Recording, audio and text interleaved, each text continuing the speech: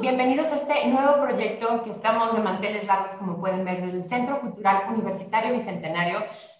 Orgullosamente es la Universidad Autónoma de San Luis Potosí, este mágico espacio que cuenta con un teatro, con un aforo de 1,360 personas y con 13 salas magníficas. Y en este espacio magnífico tengo el placer de darle la bienvenida a Ana Clavel.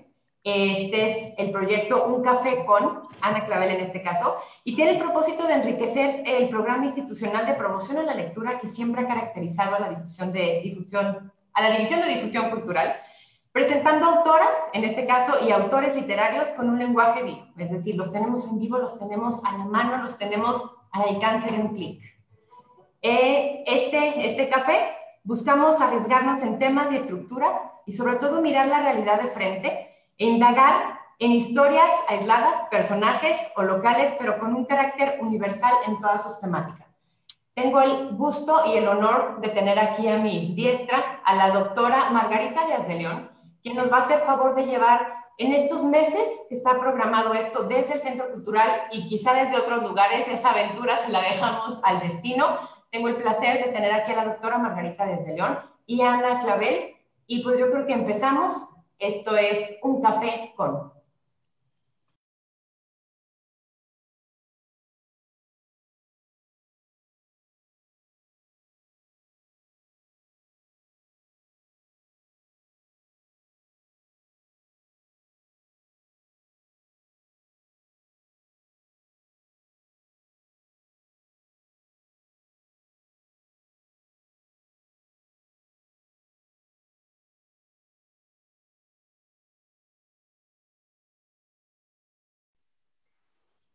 Querida Ana, buenas tardes. Muchísimas gracias por estar aquí con nosotros tomando cafecito. Aquí, mira yo también la tacita.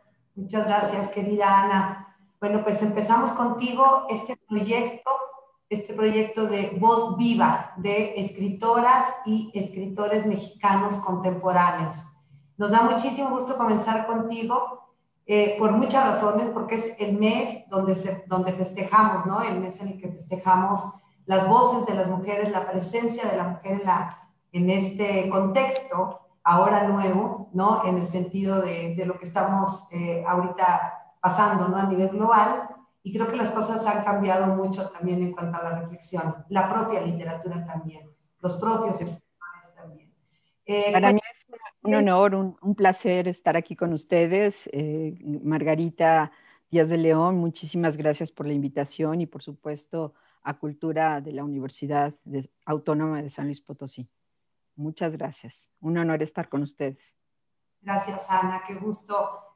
Bueno, pues comenzamos, querida Ana, y bueno, la pregunta obligada, siempre iniciamos una charla diciendo, le pedimos a la escritora Ana Clavel una especie de autorretrato. ¿Quién es Ana Clavel para Ana Clavel?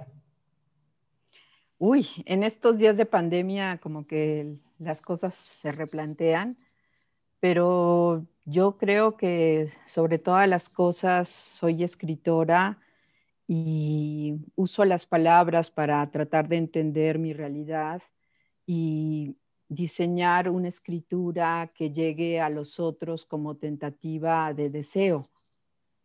Eso sería como el autorretrato más fiel que puedo hacer incluso en estos días de pandemia. Gracias, Ana. Bueno, en una tentativa, pues acabas de compartir una tentativa de deseo. Supongo que es una línea, una especie de hilo conductor, de columna vertebral y vertebrada, ¿no? En torno a ese tema en toda tu narrativa. ¿Es así? Es esa tentativa de deseo de la escritura misma y el tema del deseo dentro de la escritura misma como cuerpo textual, lo que podemos ir viendo que atraviesa, que podría atravesar toda tu obra. Sí, en particular porque cuando yo me inicio en la escritura tiene que ver con colmar un deseo, el deseo de mi padre muerto. Y de pronto los libros y en especial la escritura me posibilitaron como la fantasía de poder acceder a una suerte de goce a través de la imaginación. Esto que se fue trasminando de un escrito a otro y de un libro a otro, no fue una conciencia desde siempre, sino que más bien se fue revelando a través de los libros, y lo que sí palpitaba detrás era siempre el deseo de que mi lector me acompañara a lo largo de las páginas. Y después, mucho tiempo después, ya en la carrera de letras hispánicas en la UNAM, me tocó leer a Roland Barthes en El placer del texto, este libro donde analiza a nivel estructural todo un asunto de la escritura como deseo. Y allí encontré esta frase que de alguna manera resume mi tentativa, ¿no? Esta frase que él dice, eh, el texto que usted escribe debe probarme que me desea. Y cuando leí esa frase me di cuenta de que eso era lo que yo siempre estaba intentando hacer con mi escritura, ¿no? Probándole al lector que lo deseo, que me colma la fantasía de acceder a sus neuronas, a su tacto, a sus vísceras, ¿no? A su sensibilidad, y que esto se vuelva una suerte de seducción en la que no renuncia a un placer que se da a partir de la imaginación verbal. Podríamos decir entonces que en este caso que mencionas a Roland Barthes, sería una de tus grandes influencias. A ver, cuéntanos sobre la angustia de la influencia, cuáles son tus escritores, los escritores que lees, ¿no? A los escritores que te aproximas, que tomas de ellos o que bebemos, porque bueno, así es la escritura, ¿no? En ese sentido hay toda una historia de la lectura detrás de un escritor. Cuando yo era muy joven que empezaba a escribir, no quería parecerme a nadie y luego hasta evitaba como las influencias.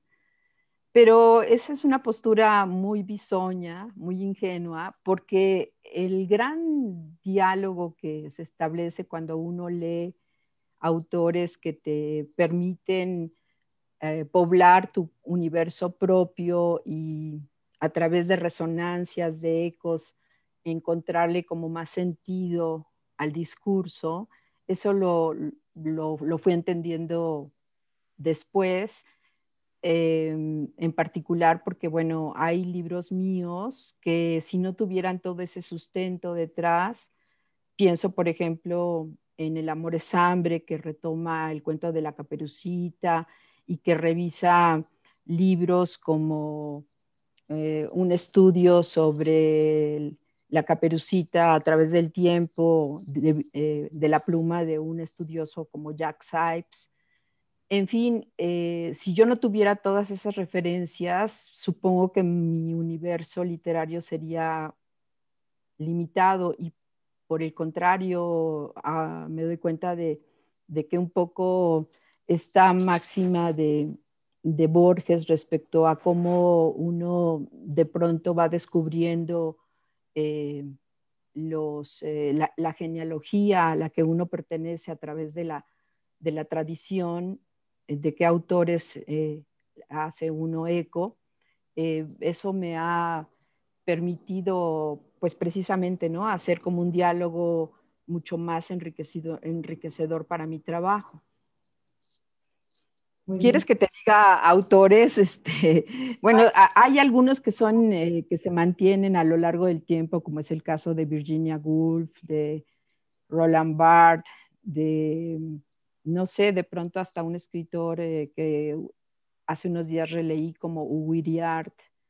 En fin, el universo es vasto, pero en particular conforme me voy acercando con cada proyecto literario, con cada novela o con cada libro de cuentos o incluso cada libro de ensayos, voy haciendo estas inmersiones que me permiten eh, pues enriquecer mi trabajo, pero además mantenerme como en una especie de esfera de creación que me hace muy feliz. Realmente cuando escribo y estoy metida en ese mundo de referencias y no me preocupa entonces que si sube el precio de la luz o que si el gobierno está haciendo tales o cuales cosas o que si ya el dinero no me alcanza. Esas cosas pasan a un lugar como muy lejano, ¿no? Lo más hermoso para mí es que de pronto mi universo son los libros y son las palabras y es la escritura y son los retos que me voy imponiendo con mis proyectos literarios de creación. Gracias, Ana. Bueno, pues vamos a platicar un poquito acerca de esta obra, Breve Tratado del Corazón. Y te encontramos en las redes retratada a sí misma, ¿no? Llena de corazones, con espaldas, con paredes llenas de corazones, y que de algún modo, bueno, primero tendríamos el símbolo, ¿no? La imagen, la metáfora en sí mismo de lo que es el corazón, ¿no? Y cómo esa imagen que tú construyes, tuya, propia, original, la introduces en esta novela maravillosa en partes, ¿no? Vamos a decirlo, en partes que después se unen, ¿no? En los propios relatos. Cuéntanos, ¿qué es el corazón para Ana Clavel? ¿Cómo podemos entender este órgano central, ¿no? De la vida en nuestro cuerpo? Fíjate que previo a Breve Tratado del Corazón, en varias novelas hay referencias al órgano vital. Pienso, por ejemplo, en El amor es hambre, que en un primer momento se llamaba Corazón de lobo, por ejemplo. En la portada de Las ninfas a veces sonríen, que es aquí lo tengo curiosamente, es ¿no? Estos pétalos que le pegué a la estatua de alabastro, que es una estatua de jardín, brotan del área del pecho y caen, y la intención es que se derramen como si fuera una suerte de herida floral desde el corazón, ¿no? Pienso también que en concreto hubo un libro previo que se llamaba Corazonadas, de minificciones, en las que jugaba yo con las resonancias a propósito del tema. De hecho, por ejemplo, el título de Corazonadas es Corazonadas, con mayúscula la N, para acentuar como las naderías del corazón, pensando un poco en las greguerías de Gómez de la Serna. Y justo cuando estaba yo presentando el libro de minificciones de Corazonadas, ese día se me ocurrió llevarme una lámpara de estas que se compran en los bazares orientales. Yo la compré en Turquía, en un mercado de Turquía. Y para mí fue la sorpresa de toparme con un objeto literario como la lámpara de Aladino, la lámpara de aceite que realmente existe, ¿no? Y entonces me la llevé a esa presentación y hice una suerte de happening, les repartí globos al público, globos con forma de corazón, que tenían que inflar, ¿no? Y les hacía yo la promesa de que si conseguían inflarlos sin reventarlos, entonces el deseo que pedían al soplar se les iba a cumplir. Fue una experiencia curiosa porque, por ejemplo, Beatriz Rivas, que me acompañó a esa presentación, se le reventó el globo y anduvo como una semana con el ojo parchado porque se lastimó. Yo, bueno, estaba asustadísima porque luego uno hace cosas para tratar de hacer diferentes las presentaciones y puede haber otras consecuencias, ¿no? Como en ese caso. Pero justo con el asunto de esta presentación sui generis, que la verdad es algo que acostumbro con mis libros, hacer cosas diferentes, también allí, a la hora que explicaba yo sobre el tema, saqué esta lamparita que les decía yo de aceite, y se me ocurrió en ese momento decir que la verdadera lámpara de los deseos no era la de Aladino, sino que era el propio corazón. Y entonces me di cuenta de que ahí estaba nuevamente una minificción que ya no había cabido en Corazonadas, pero se me ocurrió entonces ponerla justo como epígrafe de el libro Breve Tratado del Corazón. La titulé 1001 noches después. Ahora lo sabes, le dijo Sherezada a un Aladino ya cansado por los años. La verdadera lámpara de los deseos ha sido siempre tu propio corazón. Y bueno, yo creo que esta imagen resume lo que para mí es el corazón, ¿no? A nivel simbólico, a nivel de pues, todas las tradiciones, digamos, cercanas a Occidente que lo emparentan como el asiento vital de el alma, de la espiritualidad, pero también de la pasión. Y bueno, mencionó de nuestra tradición y bueno, el caso de Aristóteles que estuvo también detrás, porque en otras tradiciones, como por ejemplo la mesopotámica, el órgano más importante que asienta precisamente todas estas características que normalmente le atribuimos nosotros al corazón es el hígado, ¿no? Entonces, no forzosamente tendría que ser, pero nosotros le hemos dado esa carga icónica y bueno, en particular en mi universo personal, ficcional, el corazón tiene esta característica de ser asiento de los deseos. Así es, el centro de los deseos. Hemos estado leyendo, ¿no? Y creo que el público, asimismo, desde que salió la obra en esta historia de la recepción que tiene la obra literaria, ¿no? Un efecto de entrevistas, de notas, de reseñas en torno a la novela y aparece constantemente el concepto de multimedia, una novela multimedia. ¿Podrías explicarnos, podrías dar cuenta de cómo configuraste tú la idea de la forma o de la estructura que le das a esta novela y que gira en torno, ¿no?, al concepto de multimedia? A mí me parece interesantísimo que lo toques porque habría que ver los interiores de la novela para darse cuenta de ello, ¿no? Toda la cita, los recuadros, las imágenes. Interesantísimo lo que haces con la estructura de la narrativa en esta obra.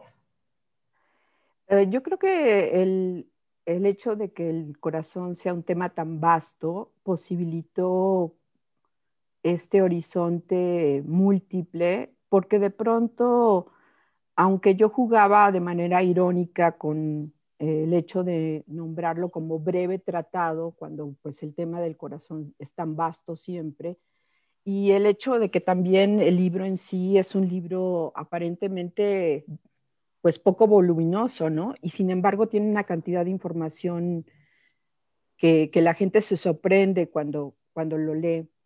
Es, esta situación justo de que el corazón como tema sea tan vasto, me posibilitó de pronto la idea de cubrir como diferentes capas, diferentes niveles, diferentes ventanas.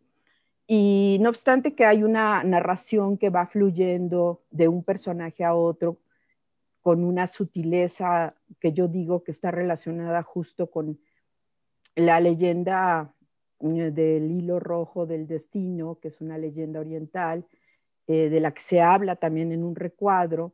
De pronto, a la hora de armar el libro, me di cuenta que tenía yo como mucha información y podía jugar a abrir ventanas un poco como lo que hacemos en Internet, ¿no? Cuando justamente estamos leyendo algo y de pronto tenemos links, tenemos hipervínculos que nos permiten como tener una configuración un poco más simultánea, más completa.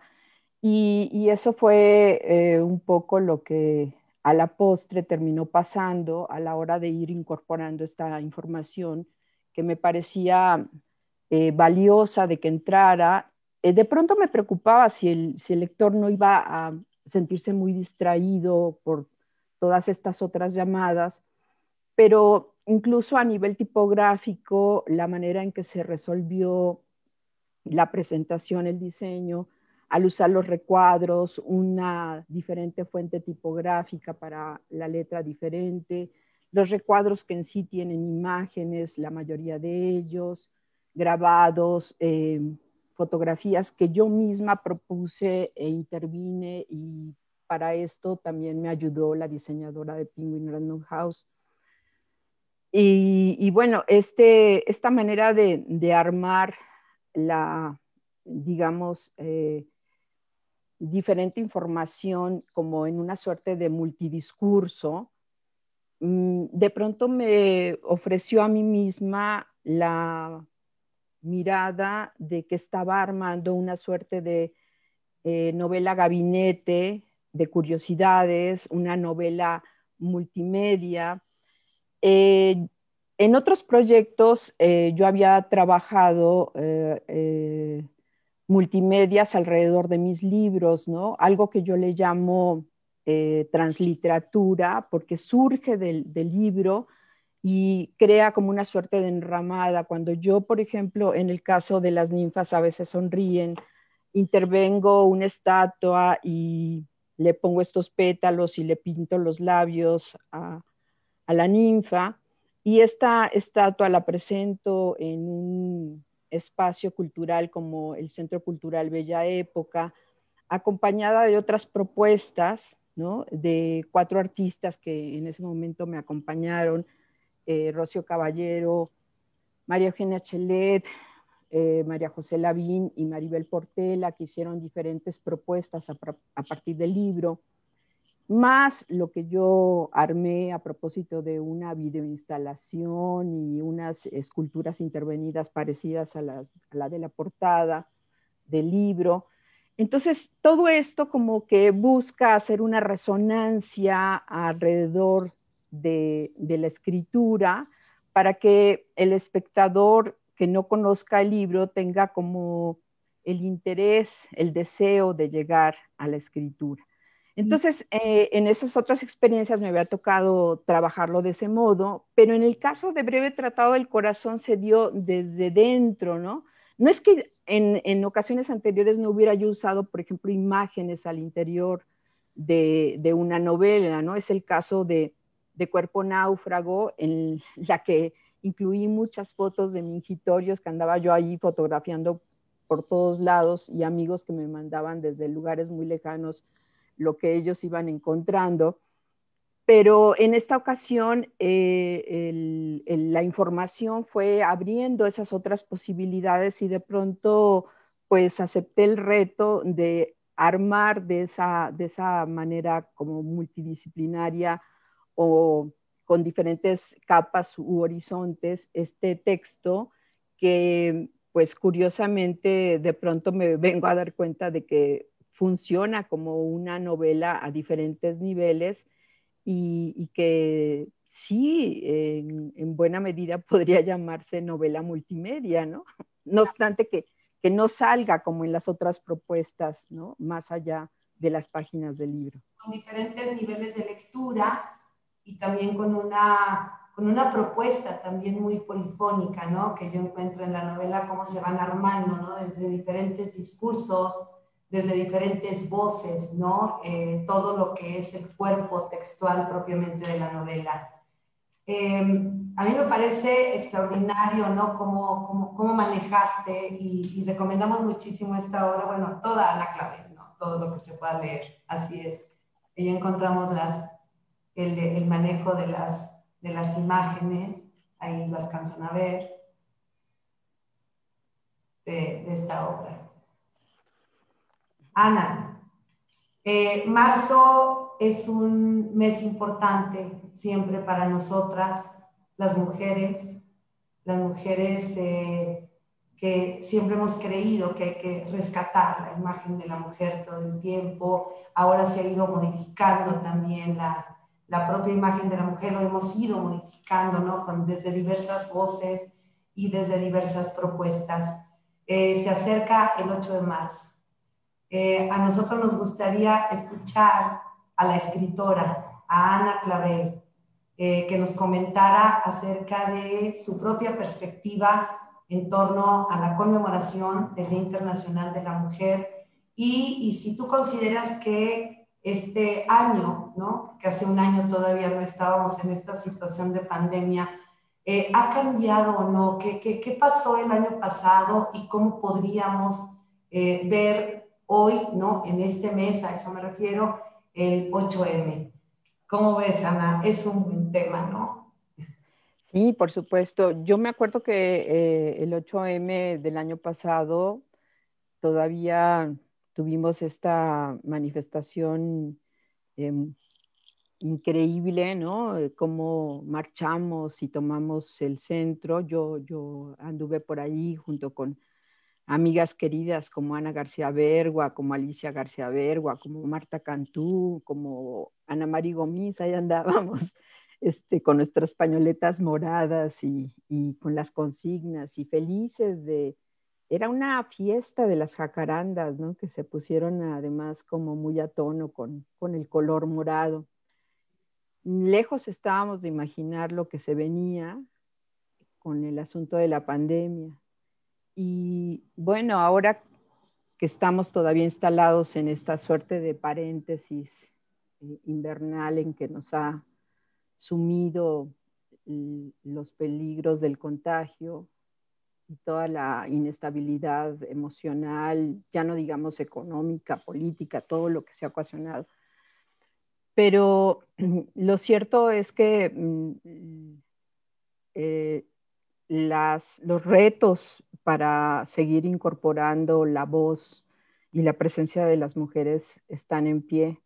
Entonces, aunque en esta ocasión no marchemos, obviamente que esa necesidad de una justicia social, política, tiene que seguirse manifestando y sobre todo porque es increíble, pero los pactos del patriarcado son a veces invisibles para mucha gente.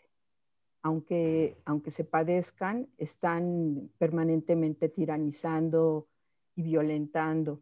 Esto, por supuesto, que no es una situación que únicamente se presente hacia las mujeres, ¿no? En general es un sistema que oprime y que violenta a partir de la dominación y la explotación, pero una de sus caras más crudas y más terribles ha sido pues la violencia del patriarcado hacia las mujeres, ya no digamos hacia los propios hombres, ¿no? Como bien nos dice Rita Segato, de que pues las primeras víctimas de los mandatos de virilidad son los propios hombres que tienen que estar simulando y midiéndose siempre para demostrar que son más, ¿no? O que no la tienen tan pequeña. Pero bueno, el asunto es que esto tiene que seguir desde todas las trincheras. En particular en literatura que no es una literatura de consigna, como es mi trabajo, no se trata forzosamente de tomar consignas para defenderlas. Mucho de la escritura tiene que ver con develar lo que está detrás y a veces lo que está detrás tiene que ver justamente con todos esos mecanismos de opresión, pero más allá de juzgarlos como buenos o malos, ¿no? Entonces luego mi trabajo tiene que ver más con todos esos elementos de transgresión o de búsqueda literaria y no forzosamente con esta idea de denuncia, ¿no? Yo en ese sentido creo que la denuncia es en otros foros, en el trabajo literario uno tiene que ser exigente y buscar los recovecos de lo humano, porque en la dominación no solamente se dan las contradicciones del opresor, sino también de quien es oprimido, ¿no? Quien está también ahí con sus propios claroscuros interviniendo. Este comentario que te pedí que nos hicieras, esta reflexión, ¿no? Iba directamente en el sentido de Ana Clavel, no en la escritora, ¿no? O no dentro de la literatura, sino Ana Clavel, la mujer Ana Clavel, ¿no? Como bien lo dice la literatura, bueno, tiene otra intención, ¿no? Otra intencionalidad, pero me parece importantísimo esta reflexión que nos compartes. Bueno, por ahí en las redes yo les anuncié que éramos 3 mujeres tomando café. Y aquí queremos hacerle un regalo muy especial a Ana. Un regalo a ella como mujer, un regalo a Ana como escritora y un regalo a su obra. Entonces, bueno, pues vamos a verlo en video, Ana querida, y regresamos a despedir tomando café con un café con Ana Clavel. Ahí está Nico, si nos hace favor de presentar el regalo que tenemos de parte de la División de Difusión Cultural, Departamento de Arte y Cultura de la Universidad Autónoma de San Luis Potosí, de alguna manera en retribución, ¿no?, a esto que nos compartes, al aceptar la invitación, ¿no?, que te hemos hecho. Entonces, maravilloso, me encantará verlo. Estamos ahí esperando, ¿no? Que aparezca el regalito, ¿no? Ana Clavel. Hola, ¿cómo están? Soy Marta Ramírez y vengo con ustedes a cantar una de mis canciones que se llama Soy esa canción. Quiero agradecer la invitación a la doctora Margarita Díaz de León para participar en este programa Un Café con, en esta ocasión con la escritora Ana Clavel en relación a su obra Breve Tratado del Corazón. Y créanme que sin dudarlo ni pensarlo, acepté esta invitación con mucho gusto porque me encantan estos temas del corazón. Y pues bueno, va mi canción que espero que les guste.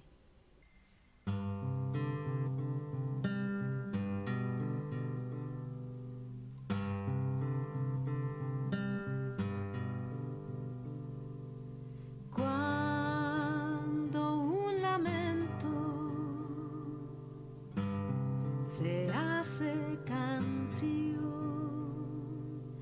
todo es sentimiento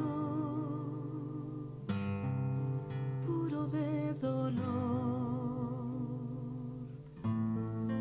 una voz que grita desde el corazón,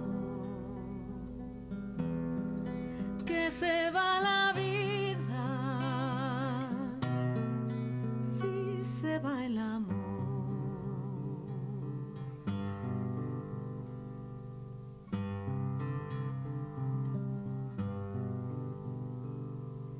Cuando una gota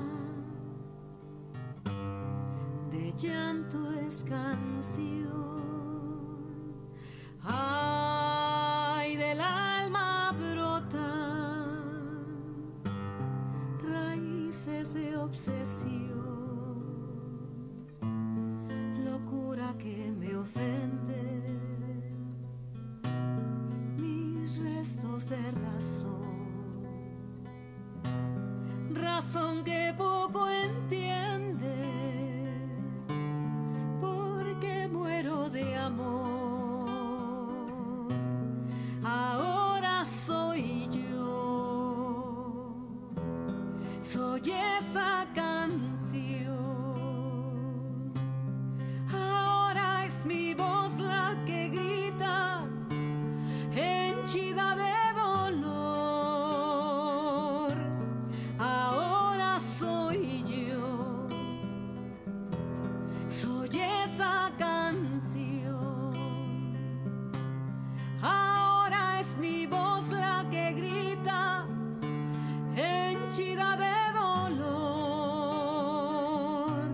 que vibra en sus notas, ecos que resuenan de lágrimas que implotan y en nada me consuelan, que vibra en sus notas, ecos que resuenan de lágrimas que implotan y en nada me consuelan.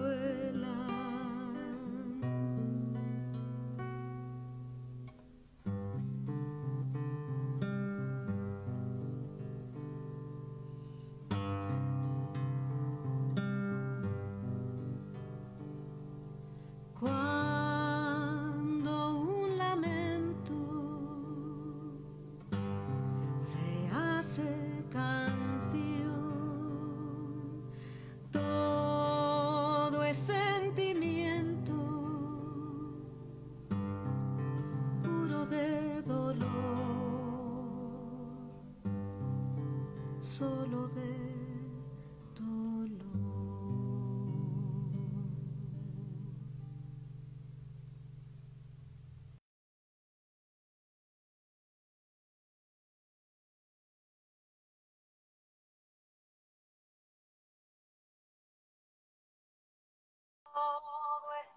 Bueno, pues como pudieron ver, agradecemos mucho la participación de esta maravillosa Martita, que nos regala, le regala a la mujer Ana Clavel, a Ana Clavel, escritora, a la obra de Ana Clavel, la participación musical con una canción de autoría. Muchísimas gracias, Martita, por regalarnos para regalar a Ana la canción de autoría. Ahí Ana lo estuvo escuchando ahorita un momentito en el celular. Marta, Marta, Marta, perdón, es que estaba... Sí, es que se oye Marta Ramírez. Marta Ramírez, preciosa voz y bueno, la letra es muy, qué decirlo, perturbadora en el sentido de que te toca, te, te tienta el corazón. Y en particular hay una palabra que ella usó, un verbo, el de implotar. Y justo me dio mucho la idea del síndrome de Takotsubo, ¿no? Este síndrome, esta afección cardíaca de la que hablo en la novela y que en realidad padece el personaje de Sandra, que es el síndrome del corazón roto, que luego parece como si fuera una metáfora, pero que en realidad hay personas que sí padecen que el corazón se les rompa y que esto puede ser lo mismo por una alegría que por un dolor o una situación de estrés, ¿no? Y en ocasiones puede llegar a suceder la muerte. Entonces, esta idea del corazón que colapsa, ¿no? Me vino a la mente con esta palabra que en particular empleó Marta, del corazón que implota. Y es justamente, ¿no? Luego, estas emociones, como de pronto estar escuchando este regalo que me dieron ustedes, que de verdad me emocionó mucho. Estaba yo bastante emocionada, transida con esta composición, ¿no? Y el hecho de haberle inspirado a Marta a partir del libro, pues me llena de júbilo, ¿no? Les aseguro que no se me va a colapsar tampoco el corazón, no vamos a tener aquí un evento catastrófico de síndrome de Takotsubo, pero sí me emocionó. Muchísimas gracias, es un regalazo, está preciosa. Ya la escucharé con más atención porque ahorita entre que la escuchaba por el celular y me reconectaba, de pronto sí, un poquito me perdí. Vamos a enviar, Ana, porque está dedicada a ti, ahí Martita no hace la dedicatoria al inicio del video. Y esto que hablas, ¿no? Sobre esta catástrofe que puede ser el corazón o este paraíso que puede ser el corazón y el corazón como el centro del deseo, que ese es el punto, ¿no? Clave. Y el deseo que tú tienes de acercar a ese lector, ¿no? A los cuerpos textuales y a las diferentes maneras que tienes de ir construyendo, configurando tus cuerpos literarios. Ana, muchísimas gracias. Te agradecemos mucho esta tarde, sentarnos a tomar café. Bueno, pues iniciamos contigo un proyecto, así que eres la madrina, ¿no? De este proyecto. Gracias, gracias. ¿No? Tomando café una tarde con las escritoras y los escritores mexicanos contemporáneos. Un café con Ana Clavel. Muchísimas gracias, nos vemos muy pronto. Yo soy Margarita Díaz de León. Muchísimas gracias, querida Ana, es que además somos amigas y no hemos podido platicar. Muchas gracias, Margarita. Muchas gracias a Cultura de la Universidad Autónoma de San Luis Potosí por este privilegio. Un honor. Muchas, muchas gracias. Ana, cuídate mucho, un fuerte abrazo. Seguimos, Igualmente. aquí seguimos con la literatura. Mucha suerte. Gracias a todos.